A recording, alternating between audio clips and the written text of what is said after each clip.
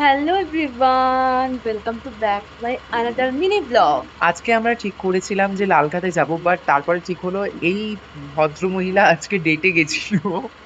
ওর আজকে টাইম লেগেছে আসতে। আমি তাই ডেটে আমি গিয়েছিলাম। একদমই তাই। কারণ আমি পুজো দিয়ে এসে তারপর অনেকক্ষণ বাদে শ্রেষ্ঠা আমার বাড়িতে আসে। তাই এখন আমরা লালকা বয়কট করে গল্ফ গ্রিন যাচ্ছি। এবার গল্ফ গ্রিনে গিয়ে কি হয় তোমাদের সাথে সেটা শেয়ার তোমার করছি। সঙ্গে শেয়ার করব, যাচ্ছি দেখি দেখা যাক কি হয়। কারণ আমরা এখন লালকা বয়কট করেছি, মানে যাই না বলবো না, আমরা যাই, খুব রিয়ার যাই। তো এখন আমরা যেই জায়গাটা আবিষ্কার করেছি তোমাদেরকে সেই সেটা হচ্ছে জায়গাটা গল্ফ গ্রিন। এক্ষুনি রিভিল করতে চলেছি। ঠিক গল্ফ আছে। কিন্তু আবিষ্কার কেই করে ফেলেছিল। ঠিক আছে। এবার আমরা আসছি গল্পগুলিনে এবং তোমরা ওখানে একটা আমাদের ব্লগের ওপরে পুরোপুরি আস্থা রাখো এবং আমরা যা করি তোমাদের সাথে সবকিছু শেয়ার করি সবসময়। এমন কিছু নয় যে শেয়ার করি না। এবং এটা প্রচন্ড নরমাল একটা লাইফস্টাইল।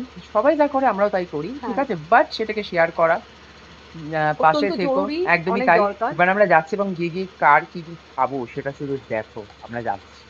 একদম। এই হলো সেই টেলেন্টিক ক্যাফেটা। ক্যাফেটা ছোট হলেও বেশ ছোটোর মধ্যে ভালো।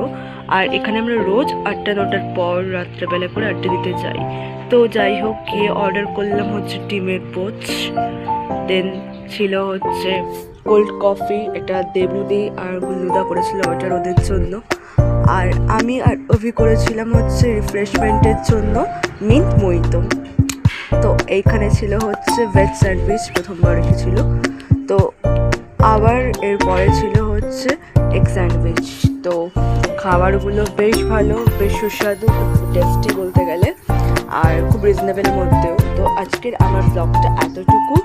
তোমাদের যদি ভালো লেগে থাকে অবশ্যই লাইক, কমেন্ট, শেয়ার, সাবস্ক্রাইব করবে আমার চ্যানেলটিকে, বেঙ্গলি ব্লগার শ্রেষ্ঠা, যেটা ইউটিউবে রয়েছে। আর এই হচ্ছে শেষ। আজকের ব্লগটা কেমন লাগলো অবশ্যই জানাবে।